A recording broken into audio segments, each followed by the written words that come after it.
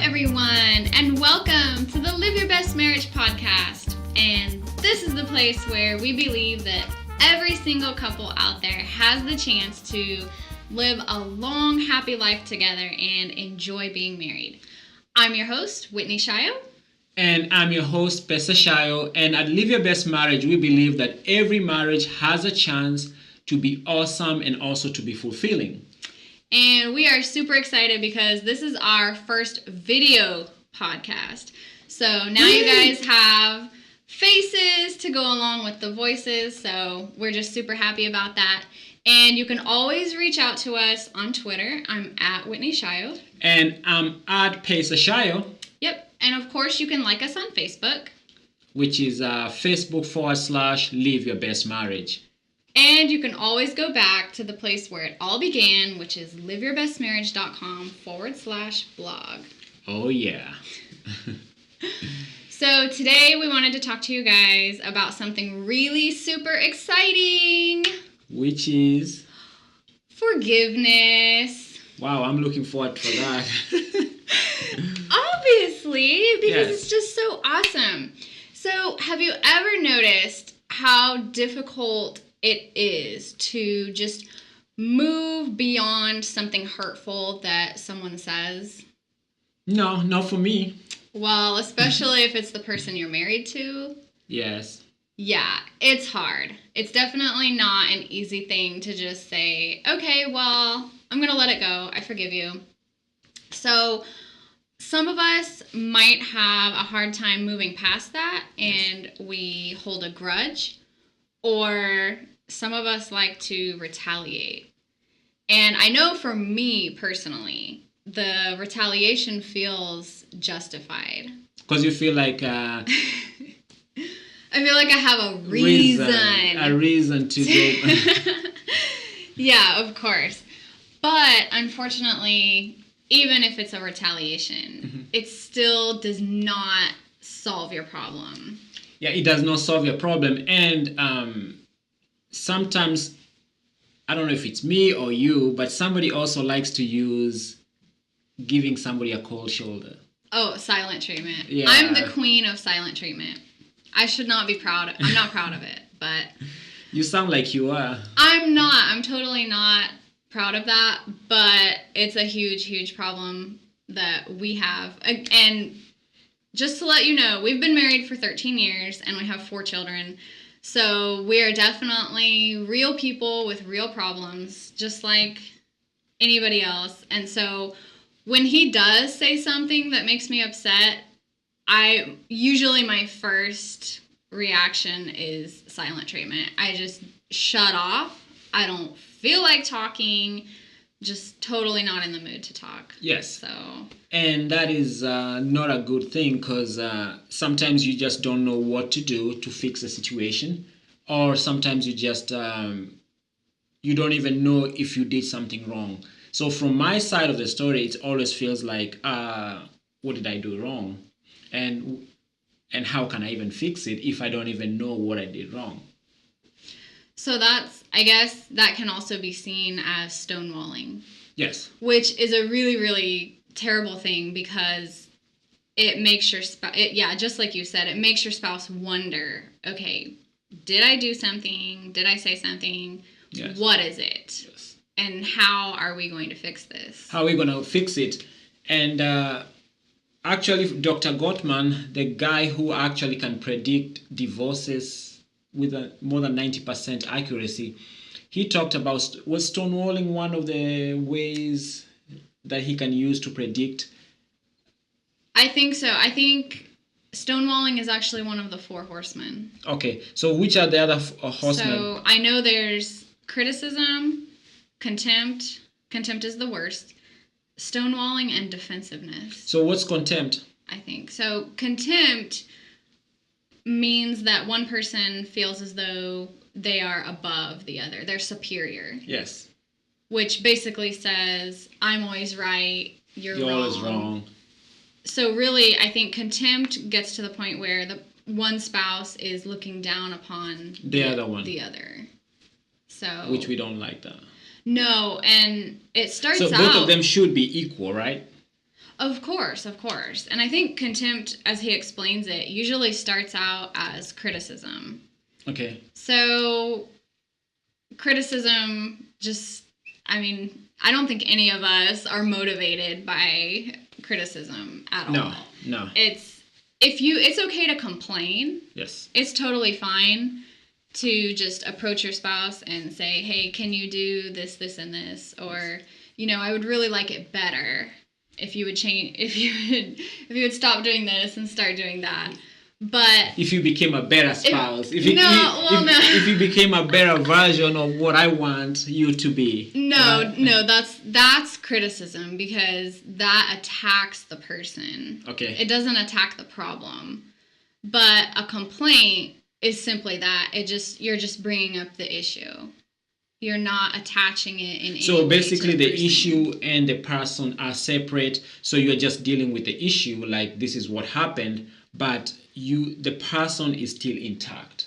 Right. So one of my favorite examples to show the difference between criticism and a complaint is, let's say one of you leaves a wet towel on the bathroom floor. Okay. To complain about it, I should just say, I would really, really like it better if you would just put that in the hamper or hang it up or do something, but please don't just throw it on the floor. So you are basically saying what you would love. I'm just saying it bugs me. Okay. But if I criticize you, I attack you personally, and I start saying things like, why do you do that? You're such a slob. Then I'm complaining about the towel on the floor, but I'm also attacking you as a person. So there's an issue here. There's the person. I can talk about the issue and leave the person intact. Right. Or I can mix the issue and the person, make them one thing, and not only talk about the issue, but at the same time say that the person is defective. Right. Yes. Right. So going back to forgiveness, I think obviously it makes it much, much harder to forgive when you're constantly being attacked, or if you're being criticized. Yes. So and sometimes you also don't want to be the doormat who is always being attacked or being criticized or whatever, and you are always quote unquote forgiving. Right. So here is the huge, huge issue. One person might be feeling superior. Yes. As they attack the other. Yes. But then the one who refuses to forgive is also in a way saying, I'm superior. I'm better than you. I am just not, I'm always right. I am not going to accept any fault in any of this. So the fact that I'm not willing to forgive, also I'm saying I'm like superior. Yeah, I mean, I think that also can I have higher moral grounds, It can be, really, because you're basically saying, I have to get my way. Yes. I'm not going to change anything that they're criticizing. I mean, because it gets to a point where you're just like, okay, why are you giving me all these labels? If you're giving me labels like I'm a slob, I'm lazy, or I'm messy, or whatever, I'm forgetful. Okay. It just gets really, really old. So I think contempt can also build up in that form as well. So do we have a situation where having all this contempt, the stonewalling, and all these things, do we have a situation where they actually can be justified? I don't you're like, okay, I really had to stonewall on this one because, well, if you're being verbally attacked, if it's really becoming heated and it gets vicious, I mean, you can say, okay, let's take a timeout. Let's just take a break from this conversation. Yes. But I would think that both of you would need to agree to take the break. And then that way it's not stonewalling. Okay, so if I can say, you know what, I am done with this conversation and I am going to take a break now. Mm-hmm. And I walk away because I'm just giving myself the 15 minutes time out. Does that mean I'm stonewalling? Because you haven't agreed to it. don't know. That's tricky. And it's really, really tough. yes, I don't know. Yes. But these are some of the challenges that we all live with. Because we can say, okay, hey. Or a lot of us do anyway. The thing is, for it not to be stonewalling, we have to agree that, hey, it's time to take time out. Yeah. But when things are crazy, most couples might not even be able to get to a point to say, now we need to take time out. So yeah, when it escalates, it's really you get past that point of taking a break, and you can't take back some of the things that you said, and so it just. Or maybe I think taking a time out is a really good suggestion. So you might take a time out, and what if your spouse doesn't want to take a time out? Maybe somebody just takes a time out and the other one keeps talking.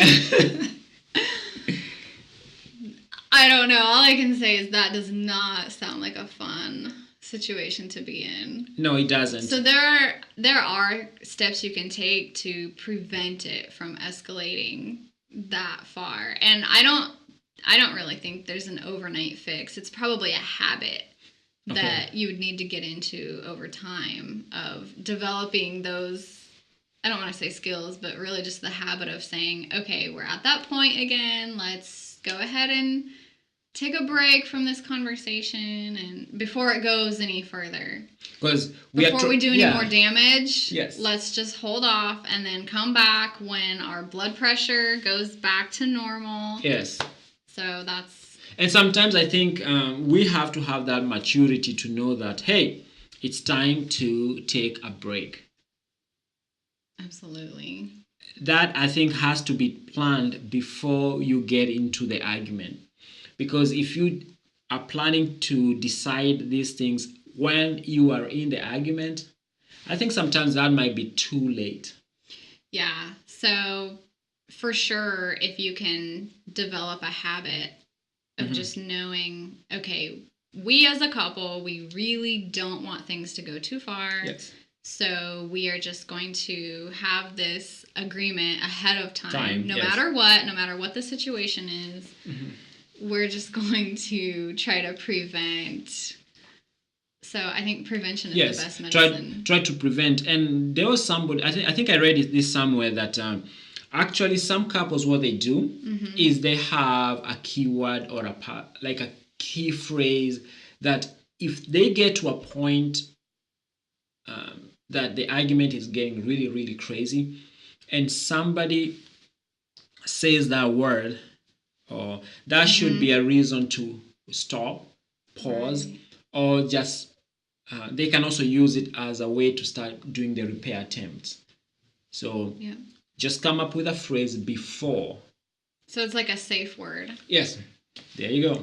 So then the person who says the safe word knows, or the other person knows that's a code for, okay, hey, I'm getting really uncomfortable here. Can we pause? Can we pause and then take it from there? Right. Yes. Right. It might not be your idea. That you might think, okay, everything is still going well, but your partner might be like, and they use the safe word, and then you actually know that it's time to time out. Sure. Time out. And a lot of this probably sounds easier said than done. Yes. And so it's easier said than done. Yeah. And that's why some of these things you have to start planning, like accepting that every marriage has a chance to be awesome. That's the one thing. But at the same time, knowing that there will always going to be issues. Right. You are not going for that. Everything is perfect. You are going for a situation that even if you are having issues or problems, you are becoming big enough or becoming more mature that you can actually deal with it. And I can give an analogy of a child and a grown-up. There are some things which a 10-year-old might think is the hardest things ever. Maybe to use a can opener to open a can. A 5-year-old or 6-year-old might think that's the hardest thing to do. It's a biggest problem. But for maybe a 20-year-old, it's not as hard. So the analogy is, if you can grow in your relationship into a point where some of these issues might not be as daunting as they were when you guys started, knowing each other and having your relationship. So that takes a lot of time to invest in your marriage and have that, you having that goal of we will get better. So we are getting better. It's not that we are not having any problems. We are just getting to a point that we can actually deal with them easily, and we can even avoid them before they show up. Yes. Absolutely. Yes. I think that's, yeah, I like that because you just introduced the idea of growth. You reach a point where you feel like you can handle it. Yes. Because I know for sure there have been times in our marriage where we could not handle it. Things would just blow up. Things would just blow up, yeah. And we definitely were not at the level of, okay, I think it's time for a timeout.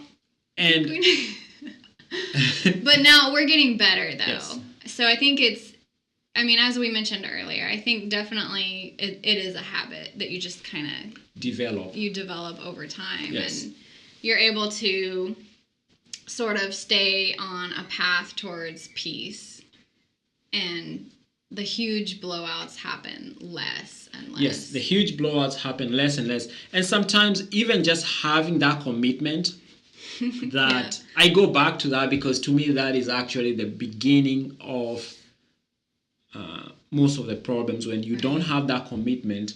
Because without that commitment, you bring something which I really hate, which is doubt.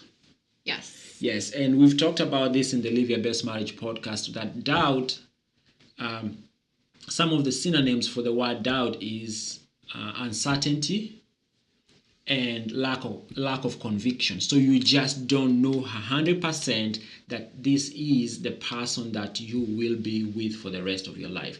So you don't want to invest 100% into the relationship. Yeah, and so I think some of the ways that we can move towards this habit of not letting things escalate to the point where we become bitter or we hold a grudge or we retaliate is to just try as much as possible to keep in mind that when I'm 90 or 95 or 100, whatever, and I look back on the life that I lived. Yes. What do I want to see? You want to see that you had a great life. Like you don't have regrets. Right. Yes. No regrets. And so part of that means I actually didn't fight constantly with my husband. Yes. And this is something that I had to realize myself. I had to come to terms with myself. I finally just realized, okay, I would really rather know that I lived a story worth telling. Yes. And not just this really just a life full of anger and bitterness and resentment and all that. Yeah. Because it's so easy for resentment to start taking over. Yes. Marriage, especially when you feel like you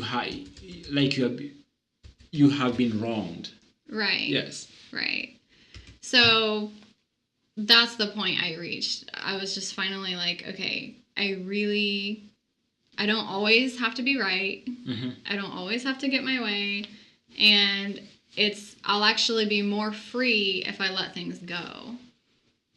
I won't have to stay handcuffed to something mean that someone said or that someone did. Yeah. It just, honestly, it makes it easier. There's actually freedom in forgiveness. And so it just seemed counterintuitive to me at first. But then once I realized that the more I stay resentful and upset, it just creates this sort of bondage that keeps me there. That's so true. And actually, I was checking up the definition for the word forgive, And one of the things that they say, it's one of the definition, is to cancel a debt. So that person does not owe you anymore.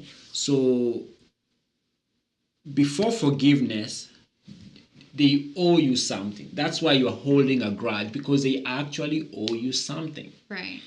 And when you say, I forgive them, you are basically canceling the debt. You are saying, you don't owe me, so I can be free to proceed. But at the same time, there's a difference between forgiving, which is canceling a debt, and bringing that person back into a position of trust.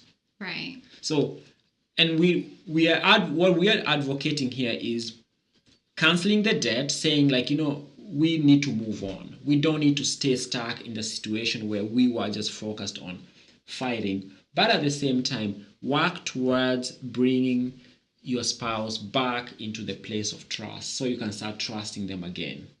Absolutely. Absolutely. So, folks, just as a recap, we are here for your encouragement. And also, we just hope that we can be of some inspiration to you in any way possible, with whether it's stories we bring or just tips. And we want to let you know that even if you feel as though your marriage is dead, it is totally possible to bring it back to life, be happy, be madly in love again. And the interesting thing is, it might not even be dead to begin with. You might just get stuck in everyday life. What do you mean dead? But just some people just feel like, and I know I've felt this myself too, it just has reached the point of there's nothing I can do. There's just, this is the point of walking away. But if you're okay. But honestly, it's usually just everyday life has taken over. Yes. The distractions, and as we've been talking for the last 20 minutes, bitterness. Yes. And anger. Lack of commitment. And sometimes like you have increased doubt. Like, is this gonna work? Yeah. Sometimes it's just a lack of commitment. Yes. But once you make that decision to love, we're just here for your encouragement. We've been through it. We know what it's like. And sometimes it's nice just to hear it from somebody who's been there. Oh, yeah. Again, thanks so much for watching, and we'll be back in a few days. Hey, don't forget to subscribe to the podcast. You can do that on iTunes, Stitcher, TuneIn, or wherever you get your podcast feed. And again, don't forget to subscribe. And until next time, bye and God bless. Thank you. Thank you. Are you tired of being upset, lonely, feeling empty, or just plain frustrated with your marriage? And no matter how hard you try, you're not getting anywhere, just going in circles? No matter how much you try to make time for one another in your schedule, or how many times you say, I'm sorry, Pesa and I have put together 99 ideas to help you connect with that one special person, so that things can start to be more like the way they were before everyday life got in the way and caused the two of you to drift apart. We want you to have 99 ways to show love to your spouse, absolutely free. You can find it at 99waystoshowlovetoyourspouse.com. Because here at Live Your Best Marriage, we truly hope that the two of you can move closer together and enjoy the connection that comes from achieving a stronger bond. Again, that's 99waystoshowlovetoyourspouse.com. That's the number 99waystoshowlovetoyourspouse.com.